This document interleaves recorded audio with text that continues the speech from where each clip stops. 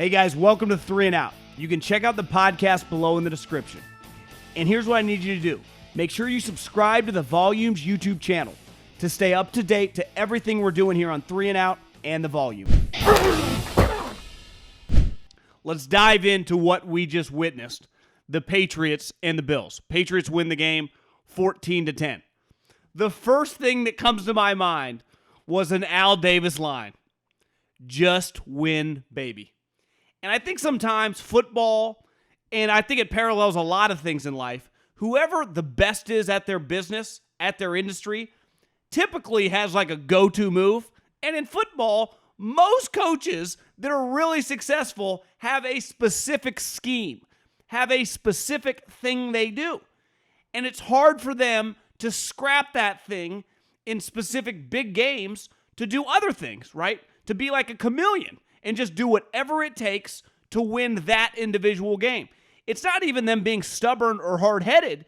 Just when you're anyone at the highest level, you know what works for you and you stick with it. And sometimes it fails. And I think the greatest attribute to the greatest coach in the history of football, and I think you could argue in arguably the history of all of sports in Bill Belichick, is that he has no scheme, that he truly does not care. There is no ego when it comes to his game plan.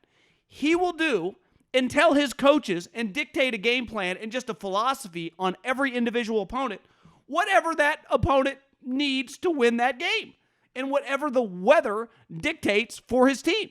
All he cares about is at the end of 60 minutes, he has more points.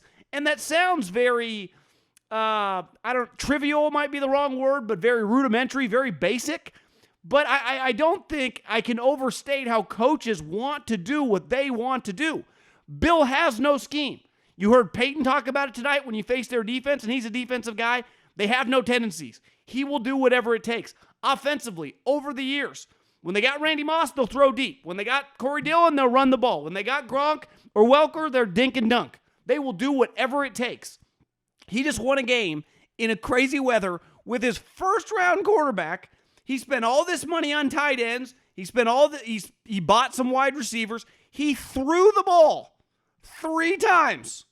And on Mac's first pass attempt, Josh McDaniels screamed at him. He clearly checked into a pass. They did not want to do that. That was a game plan that was purely dictated on the weather. And then it kept working because the Buffalo Bills, and I tweeted this during the game, like, why don't they get into a goal line situation? Now, I understand you get into a goal line situation if they have a couple wide receivers on the field. You can't cover them. But by about the second quarter, the man on the moon, my mother in Davis, California, all of us listening to this podcast and myself sitting on the couch knew that the Patriots were not going to throw the ball. They had zero intention to throw the ball. They didn't call any pass plays. They were only going to run the football.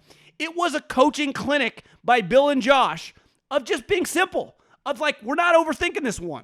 We're going to run it up the middle, and we're going to run it on the edges all fucking night long. And until you stop it, which the Bills never did, 44 carries and 229 yards and a touchdown and just dominating on the ground, just bullying their defense, we're not going to change. We do not need to throw. We're not doing this for style points. We don't need style points. All we care about is wins, division championships, and Super Bowls. We don't care how you judge us, what you say about us. We do not care. And we also are going to play to our strength. We're running the ball. It's being effective. And our quarterback doesn't have a strong arm. And in a situation where there's 30, 40-mile-an-hour winds, it's not conducive to have Mac throw. Mac's out there in a scuba suit because I saw someone on Twitter posted that's what Brady used to do in the cold. That's smart. Mac Jones not used to that type of weather. I don't blame him. Most people aren't, right? Josh Allen is because he's played in Buffalo and Wyoming, and he has a big arm.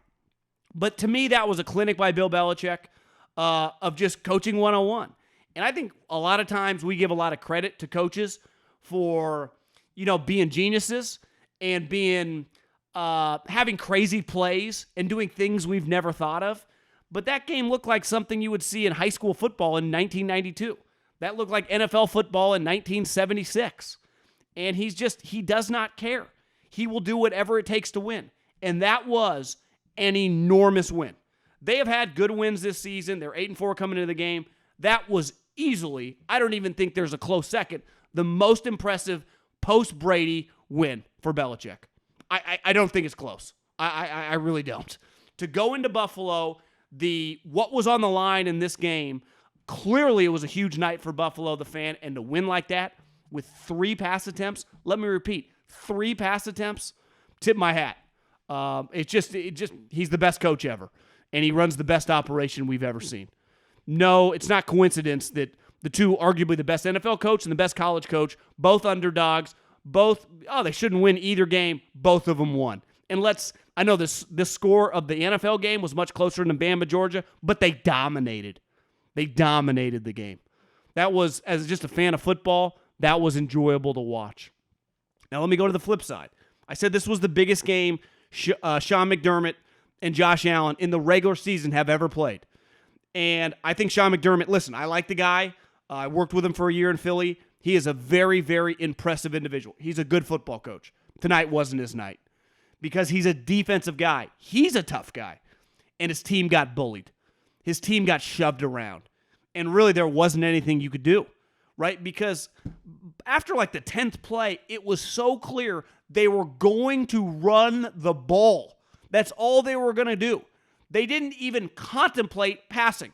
They weren't even options to check into. It was just Mac, call the play, hand it to our running back, and we're going to shove it down their throat. The Bills knew it. Everyone in the stadium knew it. Sean McDermott knew it, and they couldn't do anything to stop it. And sometimes that's pretty basic, but I don't think we need to overthink this one. The Patriots shoved them around. The Patriots, the underdog, it's weird to say, but this isn't the Brady era anymore, shoved the Bills around, who I think for most of us, like a month ago, were a Super Bowl type favorite. I can't look at them like that. They can't beat the Patriots at home when their quarterback attempts 3 passes.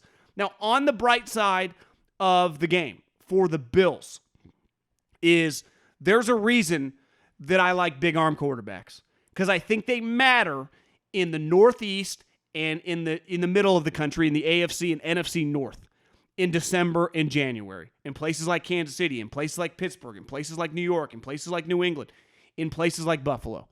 It matters. And if you saw tonight, the Bills cannot run the ball like the Patriots. They don't have that capability. They don't have the talent on their offensive line, and definitely their running backs aren't as good as the Patriots running backs. I don't blame them for that. Their quarterback, though, has a hose. And you saw tonight into the wind, it didn't look any different than him throwing with the wind. You could not tell. I thought Josh Allen, I know he's 15 of 30. His box score does not reflect. I thought he was excellent tonight. I thought he was really good given the circumstances. I thought Dawson Knox was terrible. Dropped several passes. Diggs on the one, and I get it's probably moving in the wind. He hit him in the hands. I thought Josh Allen, listen, if I was a Bills fan, I would definitely be down. I bet a lot of money on the Bills tonight. That sucked. But as a fan of Josh Allen, the football player, I left impressed. That's a guy you can win big-time playoffs games with. Their defense has to be better because you saw Mac Jones didn't have to do shit. I've been saying this for a while, and I like Mac Jones. You saw what Peyton said tonight. He reached out to Mac Jones. Mac Jones says he wasn't allowed to talk. The Patriots denied. Mac's an impressive guy. He is infinitely more mature than probably 99%, including myself, people listening to this podcast, were at his age. He's very impressive. I can't imagine how difficult it is being in his position as like the savior since Brady. He has been awesome this season, given what they've asked. He just won a game on the road against a playoff team throwing the ball 3 times. That, to me, sums up the New England Patriots, and there's nothing wrong with that. Jimmy Garoppolo once won an NFC Championship game throwing it 8 times. You do whatever it takes to win, but that's the team he's on. Josh Allen had to throw it 30 times, and you could argue they should have thrown it more. If they would have thrown it more, they would have success. He was undeterred by the weather, right? The weather doesn't impact his ball. Why? Because he's throwing like 120-mile-an-hour BBs. He's throwing darts. And, I thought his receivers let him down because a couple times he ran for first downs. He dove. He's tough as shit. I was impressed. Let's face it. Now, I can't compare Mac, a guy halfway through his first season, and a guy in his 5th year on a $150 million contract. But they're not on the same level, right? Which one day Mac is never going to have those physical attributes. He's going to have to play a lot different. But it's going to be difficult. Like, Bill's just going to have to build his team to avoid Mac to throw in these situations. But he did that tonight, and it worked.